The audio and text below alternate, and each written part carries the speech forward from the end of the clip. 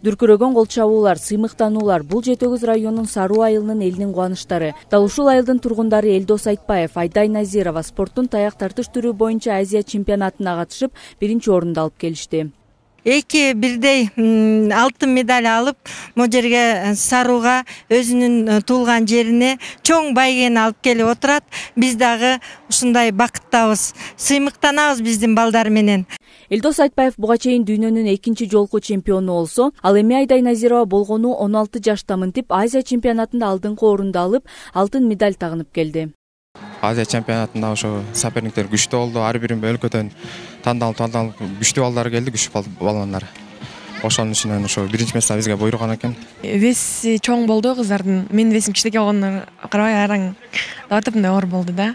Жаштар кичинекей арасында 60 килограммдан биринчи местени алып келдим. Жети Өгүз районунун Саруу айылындагы эр азаматтар демөөрчүлүк кылышып, улан кыздарды колдоп беришкен. Сарууда иштеген агалар, индилер ушу Саруунун ичиндеги болгон кумтөрдө иштеген агалар, индилер ушулар өзү спонсорлук милдетибизди аткарып, ушунча чыгып аткандан кийин барып спонсорлук барып ошо жеңишке жетип келерин үмүт кылганбыз.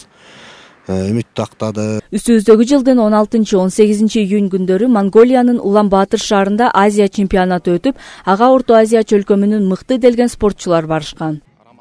Бул эми Саруу үчүн эң чоң кубаныч, эң чоң сүйүнүч болуп атат. Себеби дегенде бул таяк тартыш боюнча биздин эң биринчи ушул балабыз бул Айтбаев Элдос буга чейин дүйнөнүн 2 жолку чемпиону болуп келген.